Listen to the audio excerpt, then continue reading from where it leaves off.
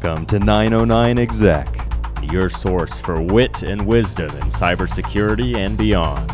On this podcast, your host, veteran Chief Security Officer and cyber aficionado Den Jones, taps his vast network to bring you guests, stories, opinions, predictions, and analysis you won't get anywhere else. Join us for 909 Exec episode 43 with Kumar Chivukula.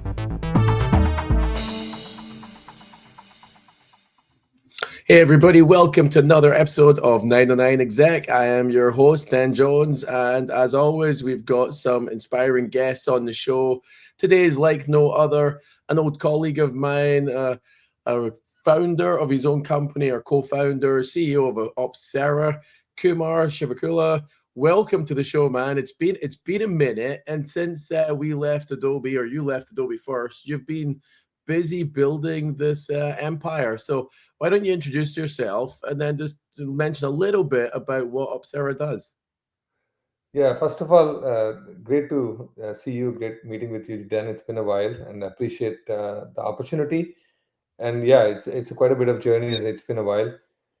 Yeah, since after Adobe, I joined Symantec and was there for some time. And part of the journey of Opsera started when I was in Adobe. Like some of the things that we've seen, the transformation from the Adobe transformation, where it went from like box product to SaaS-based offering. As a result, we disrupted so many things that we built internally in the data center. We went to cloud, and the cloud introduced a lot of the challenges. So both Symantec and Adobe are two largest software publishing companies, as you know, right? So, and we had a first-hand experience of looking at how we ship the software, how we deploy the software, how we build the software, and looking at the trend that was happening around that time, digital transformation. Every company is a software company. As a result, the struggle that we went through in Adobe and Symantec, it is when I went to Symantec, it was a deja vu all over again for me. Like, okay, I've seen this movie before, and in a different format, different setting. One is a creative software versus a cybersecurity, but underlying software challenges are the same. So that gave a opportunity for me to discuss with a few people like you and like CISOs and CAOs and CTOs, and validated the idea. And then as part of that thought process, and then validating the idea, we came to conclusion that I think this problem is something we need to address, because not every company can afford to have that much money, that many resources, and that much technology to build the software at scale. So that was inspiration for Opsera.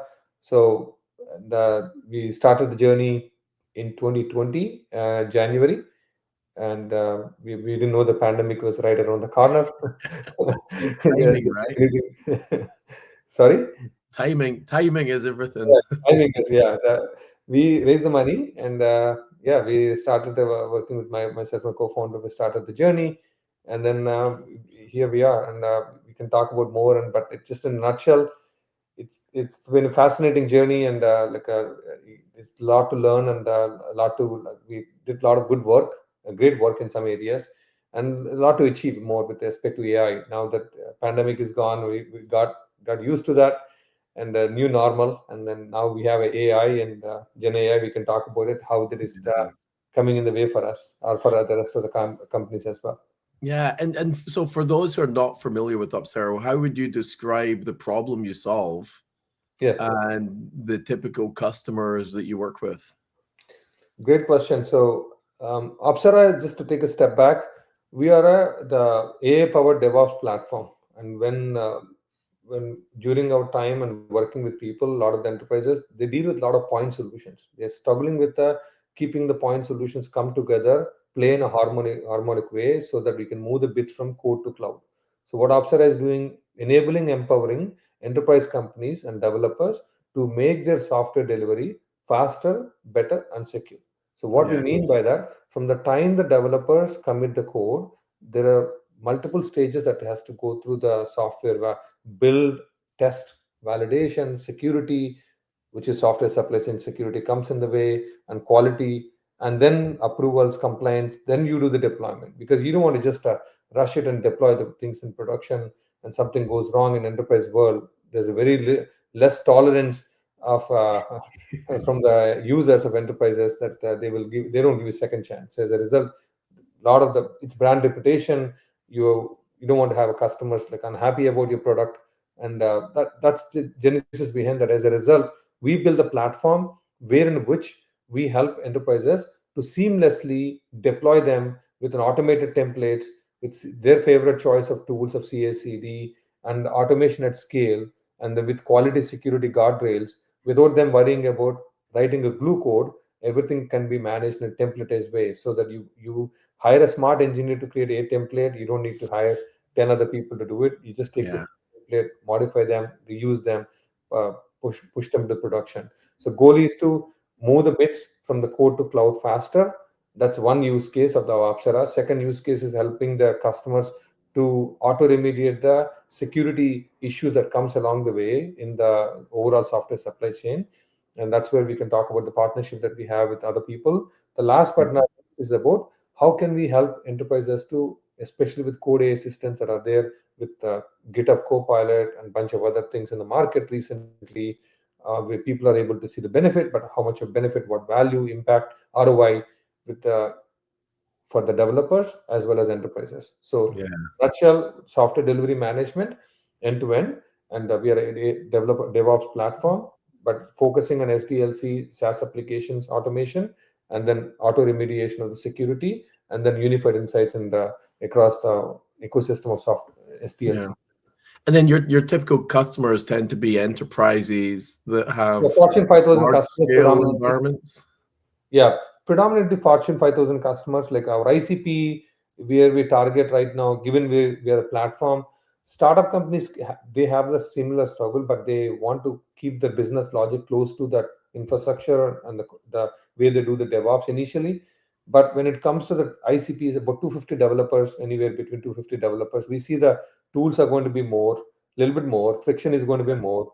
They understand that, see the problems much faster than 10 developers, 5 developers. So we look Yeah. at the ICPs, five Fortune 5,000 companies with anywhere between 250 plus developers. Yeah. And I think one of your value propositions is a financial savings Yeah, situation as well, right? Because I think done right, and we've lived the done wrong thing, 15 years ago or so, but done right, you can save a boatload of money leveraging your platform, right? absolutely. There are 3, 4 areas, but OPEX is savings definitely is one of the front and center of the equation, especially when you're talking about the tools, right? We talked about a bunch of tools in the ecosystem. Half Yeah. of the time, we discover a lot of the tools are spun by the engineers or the DevOps team running in the data in the cloud, not being used. So what we can do is we can help rationalize the tools to start with it. That's Yeah. easy savings for them, right? You're paying something you should not be paying in the first place, and other Yeah. maintenance, licensing costs, people costs, and management costs, right? So if you add up all of them, if you have 10 tools, you're paying like on the north of cloud and maintenance, licensing costs, people costs, a couple of $100,000 on a yearly Yeah. basis. You don't Yeah. need that in the first place, and also you don't need an exposure of the security or any of those things when they're not being managed. That's one OPEX savings. Second OPEX savings comes in, you can manage at scale without needing of hiring tons of people. You have 5 people in the DevOps thing. We don't need to go through the grind of doing the same thing over and over again. The same 5 people can effectively leverage Opsera platform, do more with less. That is the Yeah. second opportunity we offer to the enterprises as well. Yeah. And it's funny. I do share this with a lot of companies, founders that we partner with or advise, and it's in the sales pitch. I've seen companies so busy on features and functions and how they're better than their competitor. And I'm like, that's not attractive to most CISOs or CIOs. What is attractive is save money first, improve efficiency or reduce friction, and then reduce risk. You see, because there's always an element of risk. So, but if I could save, 20% of the budget for running this thing, then that can be serious money, right? And from a C-level perspective, you can reinvest that money on other initiatives and do more.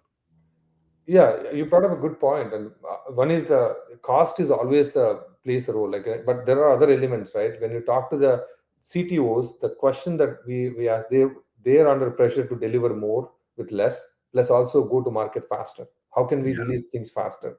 How can we put the features in customer hands faster?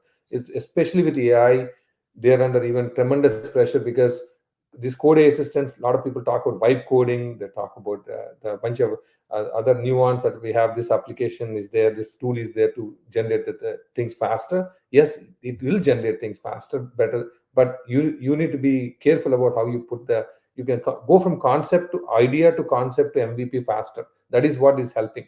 Once you have a concept to MVP faster, how can you take that into a more productionalized is where a lot of the time and effort goes in. But absolutely, cost savings is one of them. Time to market is another one. And then risk factor that you mentioned, which is absolutely, you don't want to put something with known bugs, known issues into production in the first place. And definitely you get exposed very quickly as soon as you do that. Yeah, no, that's yeah, it's excellent. Gonna pause for a minute for a quick message from me, actually. So, hey, folks, just want to take a minute to say thanks for listening to the show, watching the show, or however you engage with us. If you're liking the conversations, if you think we're adding some value, we'd love you to like, subscribe, and share the show with your friends. If you know of anyone else that would benefit, ideally for us, that will help us be able to grow the show, invest more in the quality, get some more exciting guests, and keep bringing you some executive goodness. Thanks, everybody. Take it easy and enjoy the rest of the discussion. Okay, Kumar, we're going to shift topics. Let's talk about the journey, right? So, I've paid attention to your journey because we were colleagues at Adobe and stuff, and a lot of the stuff that you've been building with Opsera is a lot of the lessons you've learned over the years of living this life as a practitioner. So you understand the problem because you lived it. You lived it again at Symantec, and now you're like, okay, wait a minute, we can solve this problem. And I believe, and I'm thinking out loud for you, really, that you're like, I can solve this problem, and we know there's thousands of companies that need this problem solved. So the early founder, I understand the rationale to form Opsera. But what were some of those early challenges that you had to overcome? So the first 6 months, you got this vision, you got this idea. What were those early challenges like? Yeah, it's a journey full of a lot of learning, and for sure, a lot of you have to be humble to be an entrepreneur to begin with, and you don't want to you want to be passionate about an idea, but you don't want to fall in love with an idea, because one thing I learned, the whole thing is you have to be ready to absorb, because you may think that you have an idea, but when you start doing the market research, you'll find that the same idea is done in different ways by a lot of other people as well. So you need to be in a position to position your company, your product in a way where you can add value. And quickly, to your point, you brought up another good point a few minutes back. You brought up a lot of people get enamored by the features and functionality. It's not the features and functionality. If you only focus on features and functionality, you will not be able to build the product. And you need to be in a position to see, is your problem, the problem that that you're working or solving, is it going to solve the pain, or you give them the vitamin? If you only give them the vitamin, I don't think you will get, you have to spend a lot of money behind the acquiring the customers. You have a lot of push. If you Yeah. solving the pain, and then you get, it's easy sell. And quantify the pain on a scale of 1 to 10. If it is anything above 7, you have a chance to sell to enterprises much faster, because they don't want to deal with pain. Okay.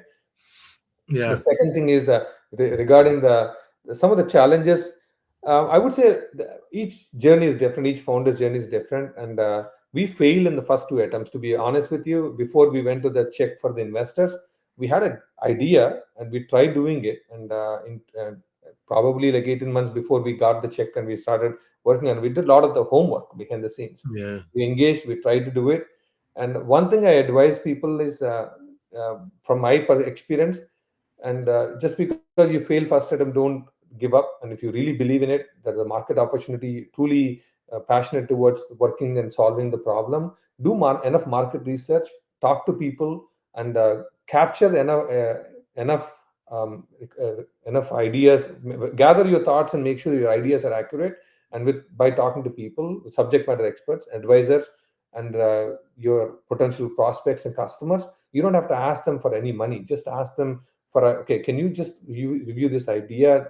Do you agree? If you were to give you the solution for this problem that you're facing or the pain you're dealing with, it, would you write a check? Will you be in a position to pay the money for this idea? And if you have enough conviction and validation, then you can start go build it. And nowadays, maybe 5 years back, building the product is little longer. Now with all the AI code assistance and a bunch of the other things, the window is should be definitely became shorter than what it Yeah. was. But we failed even with all, in spite of all of them, the reason we failed, we were relying on a part-time developers, and we realized quickly after second attempt, working with agencies and partners and Upwork and those type of people are not going to work. We went and hired four people through our initial payroll. Within Mm. 4 months or 5 months of us doing it, that means you're working continuously or non-stop before you start building the MVP. And that work, that changed the magic, that gave an aha moment for us.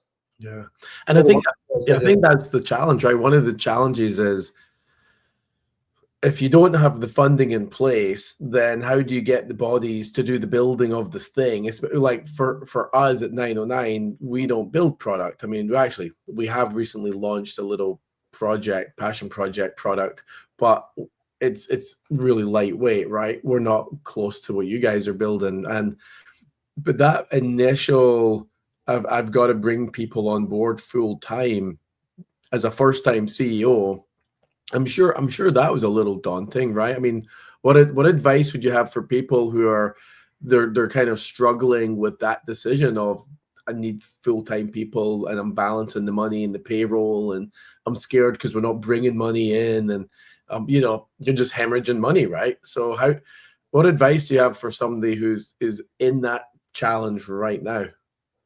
I think there are creative ways to work on it. Like, to be honest with you, there are people only in the startup world. I don't think people are working in startup that are not working for money, only for money. Okay, the money is Yeah. important, but there are creative ways you can make it work, and you can make them as a early founding member, founding engineer, and then you can offer some equity, and also you can have a way to structure the cash and equity. There are multiple ways you can work on it, and a lot of Yeah. people look for the people who have done the work in startup in the relevant field, and that those are the people tend to solve multiple challenges, and then you can be creative with them for sure because they understand that. And Yeah, yeah. having the I think that when you look at the now I went back, and if I were to do it all over again, and I would have done a couple of things differently and to get us to the market faster. I think you need a shared mindset. You need to have a shared mindset. Shared vision is important because they need to believe in what you believe. Otherwise, there is not much you can do because you can't force them to do something. They're not interested. They're not in alignment with you.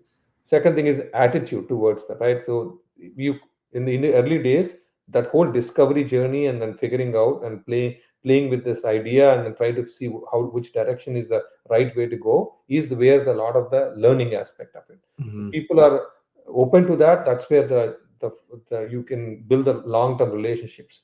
The third aspect is flexibility and adaptability, because you may think that you have a great idea by talking to people like maybe Dan. I talked to you and got an idea, go to the drawing board, come up with a solution. By talk to another 10 people, idea might change, and we need to be ready to accept that. Mm. Otherwise, it will be very challenging to proceed further. Last but not least, technical skills, because if you have these cultural aspects aligned, technical skills will come along the way. But I think we product the basically how you can situate the product, how you can cater to product is which market you are catering to it. Having the clarity is important. But I think at the same token, I would suggest that where I would also think about which go to market I'm going after. Having Mm. the clarity along with building the product is where I lacked initially, but we formed, and I admit that. But had it been, we were always wanted to go to enterprise, but we also in between we dabbled around free trial with PLG and other things. You need to be very clear early on Yeah. how you build in the product. That will set your stage for you. If you build in the developer productivity, you have to give something for them to play around with it, something for them to test it out, something for them to contribute, something for them to create. Otherwise, you will not be able to succeed in the long run. Yeah. And No, if that's you were to brilliant. take it, go ahead, sorry. And well, I was, you were making me think of you and I are both first-time founders, right? And we grew up in IT and security and stuff. So the reality was our background was we're working for a large company. We're a random employee, right? And then when you put this hat on, all of a sudden you're like, oh, what does ICP mean? What does top of funnel mean? And I was lucky because I was at Banyan, and I reported to the founders and stuff. So I got immersed in that world pretty quick over the 2 years I was there.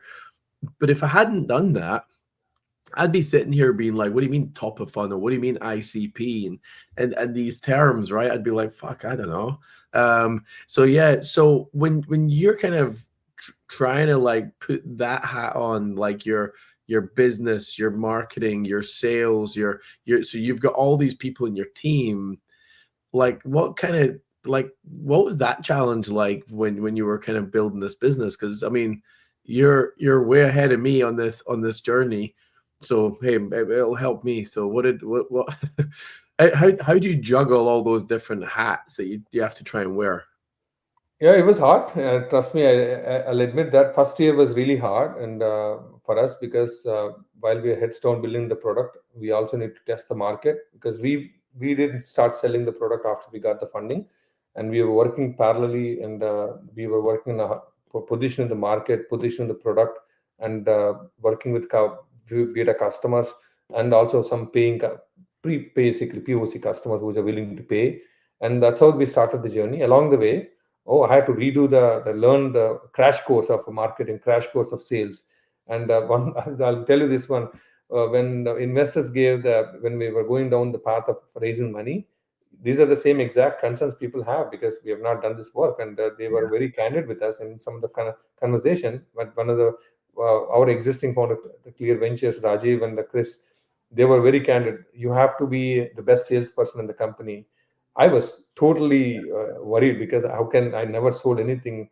But fast forward, and when you really believe in what you believe, and you understand the customer problem, you lead with value, you lead with impact, and you touched upon what are the things that people care about in the software world, and is it because they're solving a problem, or they removing the risk, or saving the cost, and helping the company to grow and go to market faster so they can make generate the revenue, right? If you understand some of the dynamics, which I was fortunate enough to be part of the Symantec journey with some of those things, with some of the conversations, and it helped to understand the concepts, but I had to learn a lot of things in a crash course format, and Mhm.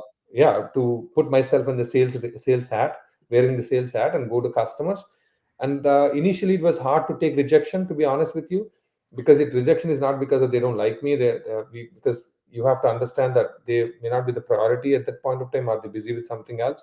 But over a period of time we understood that how do we pitch this idea to the customer, and how do we lead with value, and you have to unlearn and learn few things in the sales. I have appreciation towards the go to market and the sales side of Yeah. the equation now, compared to like 5 years back. And of course in the first year we did after first year we launched it. Yeah, like you have to do constantly, you have to work with customers, because like for example, if I come to you, you have 10 things that you prioritize today. If I say that Opsera cannot be the top 10, how can I be the top 5 or top 3 for you? Yeah. And what are the areas that you're struggling, areas you're thinking to solve it in the next 3 months? How can I align to those ideas and thoughts and challenges so that I can be the top 3? So it becomes easy conversation. That is the crux of the conversation with people. And if you can Yeah. solve that, and you be the top of their mind, then a lot of the things you don't have to fight through the process. And I think a lot of founders lose sight of that, right? I mean, I think a lot of them they're so immersed in their belief of their baby being beautiful and magic that they forget that everyone's baby is beautiful and magic. So when you're having that conversation with the prospect, it's not necessarily that they don't think you've got some genius thing. It's just in the budget that they've got, in the problems they've got, Yes. does your thing solve their top 5 problems? I mean, if you can get that to be a yeah, we solve, or as we spoke earlier, we save you enough money. Yes. The way you're doing it today is cool and all, but we believe we can save you money because, right? And that's one thing I like about what you guys are working on is you actually have a very good value proposition for cost avoidance or cost savings, right? Either indirect or direct. And that for me as a practitioner means the world, because every CISO I talk to and every CIO I talk to, they're under so much pressure to reduce cost, do more with less. I mean, fuck, you and I heard that shit for decades. I mean, do more with less. We're laying off 5 more people in the team, or we can't afford to.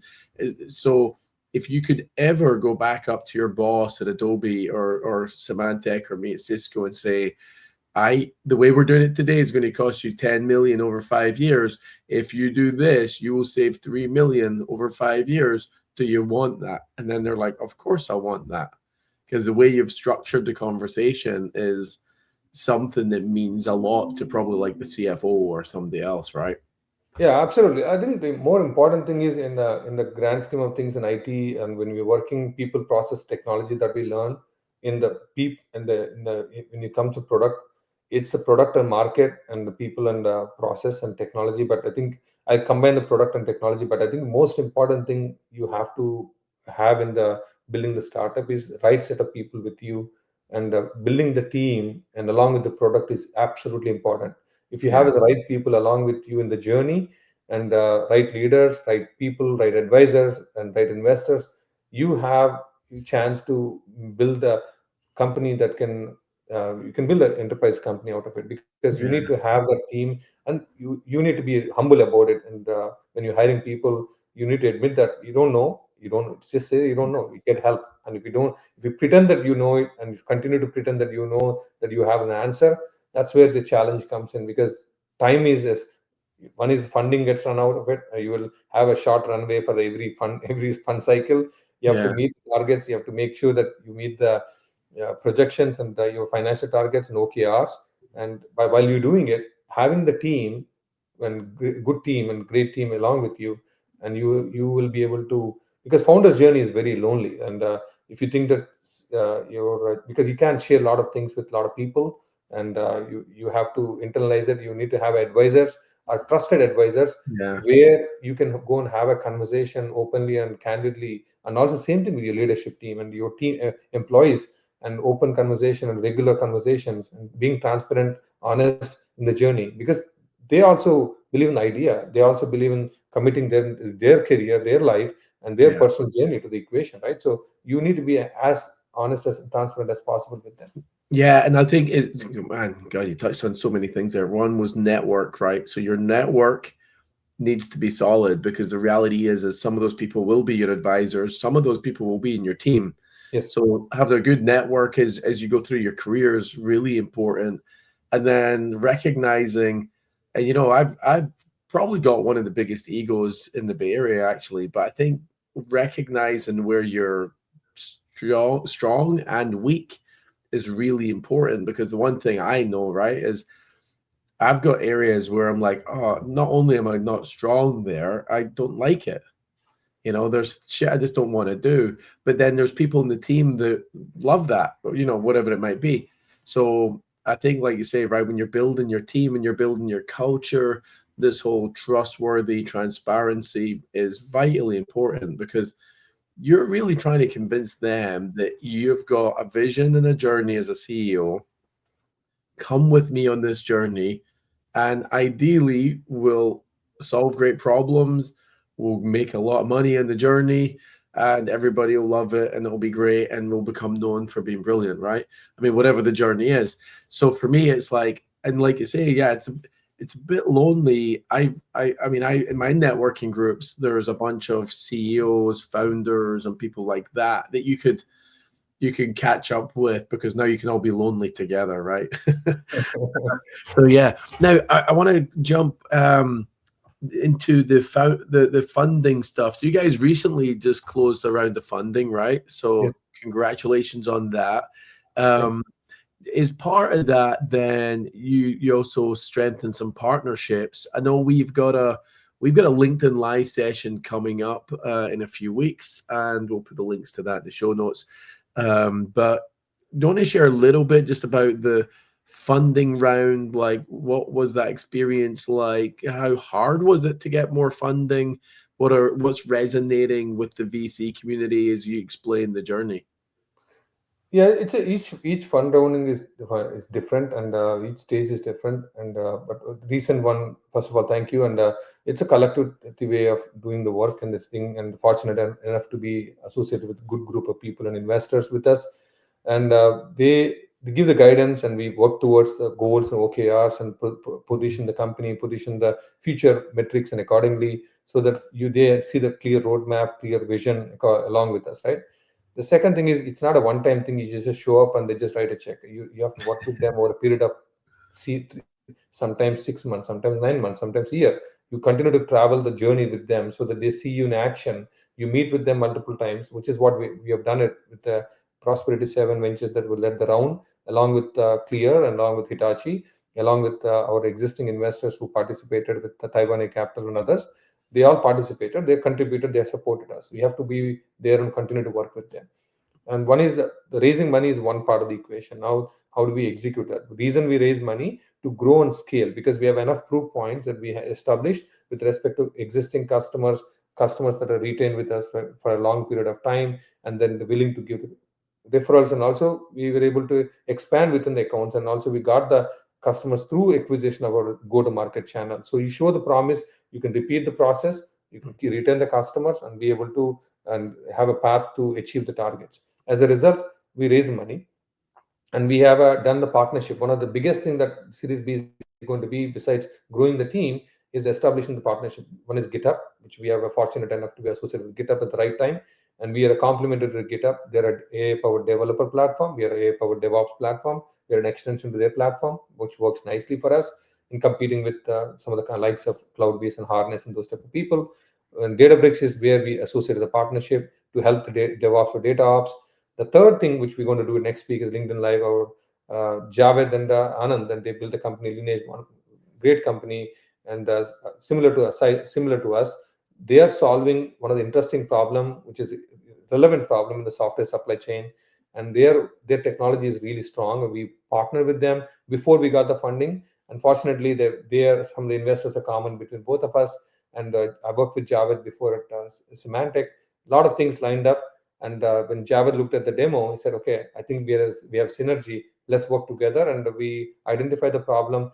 They're really good at looking at providing the security posture and dependencies and software bill of materials, and helping the companies to solve the problem. But without Opsera, what they were doing is, they're relying on customers to do the remediation.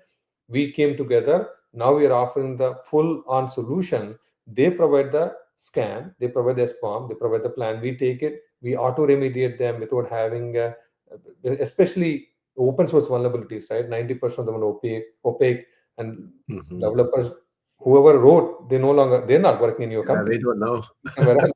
How can you penalize the existing developers to solve the problem was written by someone else, and half of them not be managed? As a result, our partnership is coming together, helping the enterprises to auto remediate them, and without them worrying about security vulnerabilities coming in the system. It's continuous process, which is what we promised them. So love to share more details next week along with Javed. Yeah, I think I'm looking forward to that, because I've spent a little bit of time with you guys just to understand the Better Together story, and for me, it kind of really expands on the whole DevSecOps, puzzle. Now, you're as every CEO these days says, you guys are AI powered, right? So everybody's AI powered these days. So why don't you share a little bit about how are you guys leveraging AI in your platform? That's the first piece, and then the flip side, I will dig into AI in general and where you see this headed. But so, can you share? What does AI powered mean to you, and what's the benefit your clients are going to see because you guys are leveraging AI as part of the platform? Yeah, great, wonderful question. So yeah, we struggled our initial days of AI because of so much is changing at a pace and rate I've not seen it in my entire career, and I believe that's the case for many people as well. So whatever we're building, it's changing every 2 months, every 2 weeks, every three weeks, right? So it was very hard to get your arms around that. That's the rate of the change we were dealing with it. So we had a bunch of patents that we filed. We secured the patents within the lines of DevOps, DevSecOps, doing with AI, not with generative AI. For example, predictive insights, anomaly detection, and basic security scorecards and quality scorecards in a predictable way. So all this, we have the patents now. How do we put into action? Good news was we didn't build a whole lot of AI beforehand, and we were waiting for the right opportunity. And because doing it in a traditional way, it would have cost a lot of money. And now Gen AI's entry point is much easier, but also disruption is also happening at the same rate. So we carefully focused around our own space, what we do best. Because I think even with LLM models that are there in the market, they don't solve magically, they don't solve the problem. You have to train them, you have to give a lot of data, and you have to make sure that they don't hallucinate. And then you don't want to put in the customer hands, especially with enterprises, giving the wrong answers at the wrong time in the first place. Yeah. So we're very careful about it. We are very thoughtful and intentional about it. So when I say AI powered, we took the open source models. We have a few AI open source models. We took it. We trained them with the data that we have in the metadata, not the customer data, purely metadata that we generated across thousands, hundreds of tools with a lot of interactions. We have about 100 plus, 150 plus integrations. We know the metadata. We know the patterns. We fed the data. Instead of doing the manual data, one of the things that we learned is synthetic data. How can we train with synthetic data? These models are trained with synthetic data. You can't just feed manual data in between, which is one of the lessons we learned. Now, last year onwards, early part of last year onwards, we generate the synthetic data through model. We train the same data, which we get a much better results right now. And with that, what we have done is we have three parts in the overall ecosystem in Opsera, DevOps, DevSecOps. One is how can we help reasoning with further unified insights. You are sitting as a CTO or a VP of engineering, a director of engineering, or a manager. You want to understand what's happening in my ecosystem. I have thousands of engineers, of hundreds of engineers. We're working on it. Where is my velocity? Where is my throughput? Where is my reliability? Why my throughput is going down? Graph is showing something down or up. What does it mean? What's the impact? Now, what we have built is AI-powered AI code assist, AI insights assistant with Hummingbird AI. You can interact with it. Hey, we will give you the summary of what is happening, and you can interact with it. Why my velocity is down? Can you tell me what are the contributing factors, recommendations? It's like you're talking to somebody. You can interact with Hummingbird AI, get the insights, trending, recommendations, remediation aspects. You can be more actionable with Opsera AI Hummingbird with insights. The second, we're very thoughtful, reasoning part. Second part is we have built the agent for VS Code, where developers are there. They can trigger the pipelines without them coming to Opsera, and also get the information. And if something goes wrong, they can intelligently get the information, remediation as well. So if something goes wrong in a pipeline, it consists of 10, 15 steps, sometimes 20 steps. You don't want to break your head and figuring out all the logs. What we do is we take all the logs, aggregate them, give you the exact error that is causing the problem, and remediation immediately next to them. That is so powerful. Otherwise, developer don't have access to all the tools. They get some logs, they get tickets. Now they can see that what happened, what is the issue, what is the resolution, what is the remediation. They can immediately take an action. Eventually, we want to take it to the next level is auto remediation, which is what we're doing with security, which is and you get and that sometimes takes a little bit of confidence in the trust, really, right? I mean, because you're leveraging AI is brilliant, but we all know that we're just on that journey, right? And not everybody's got the same level of confidence in the results being generated by AI platforms. So being able to see it and decide upon it, and then in the future, automation is brilliant, but I know a lot of people that get concerned if something gets auto remediated and then it screws it all up and the whole thing goes to shit. That's where the that guardrails and checks and balances, and without, you need to have those things in place. And which is basically now there is a bunch of new concepts came in, being LLM judge. Instead of relying on one model, you take the answer, you go through another model and ask the similar question, see whether they're matching, so that you have additional validation in the ecosystem. These are the things we learn along the way. There's not a whole lot of information. We discovered all of them as part of the synthetic data, being LLM being the judge, and making sure that you put the RAG infrastructure, vector database, a supervisor agent, and agentic architecture. All of them came pretty much clear to many people in the last 6 to 9 months. Yeah, oh, that's brilliant. Where do you see, so two, I mean, I guess that's a two-part question. Where do you see AI going? So in the sense of help your customers, and then also in the sense of you guys leveraging AI behind the scene to accelerate or improve or that kind of side of things. So two questions there, really. So I think I don't I wish I were a crystal ball to predict the entire thing, but with what we've seen, to be very candid with you, i- coding, writing, and writing the emails, writing the your blog posts, and it is writing the code. It is helping, but it's not replacing people, because it can. We have seen it in our Opsera. I'll give you a couple of examples to make it more realistic for you guys. Yeah, We were trying to build something for one of the conference, and it would have taken 4 to 6 weeks. We challenged ourselves. We worked on creatively with prompt engineering and tried to leverage some tools, Copilot and few other things. We came up with same solution would have taken 4 weeks. We built it in less than 2 weeks, end to end. Not I'm yeah, talking about the go from the idea to production, which would have taken more cycles, more time. But over a period of time, we even reduced that. That is, I think that is going to happen. But your idea to proof of concept to the something that is in a working condition, you can do much faster than what you were doing before. And how do you take it where you need to put the knowledge, domain expertise, and business knowledge, and business acumen is very, very important. And because that those when you do the judgment around that, and when you make calls around the human interactions, where yeah, AI is not there at this point of time. So yeah, yeah, you still have exactly. to do that and taking into production. So I think that coding and writing and any of the use cases within that area, it is definitely helping people to solve it much faster. To me, running full on in production, and again, you see a lot of the case studies and done by recent MIT and few other people. A lot of the investment is an experimental investment, and you can't just do it by yourself.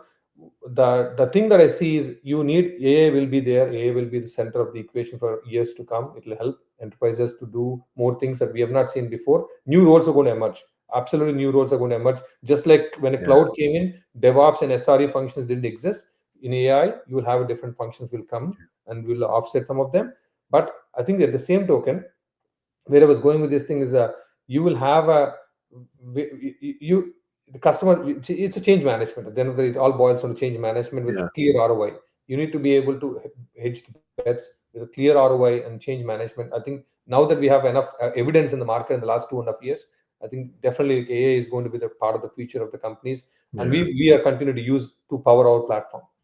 Yeah, and I do. It's funny. I tell people this all the time. Like I don't fault any of the companies that say, "Hey, we're AI powered," but next year people won't say that because everybody will just expect that all companies are AI powered, right? So I had a demo of a product last month, and in the platform homepage, right, their page, they put in there like AI blah blah blah, and I'm like, yeah, man, you can rip that out next year. Like, I know why you want to put it in now because you want to impress upon people that you guys are adopters and you're in there, right? But a year from now, people just expect that everything we touch has an element of AI behind the scenes, ideally. Yeah. So yeah. Um, as we wrap up the episode today, what one piece of advice would you give somebody who's following your footsteps? Out one gem that you're like, hey, this is the one thing. If I could do it all over again, this is the one thing. Oh boy, there's so many.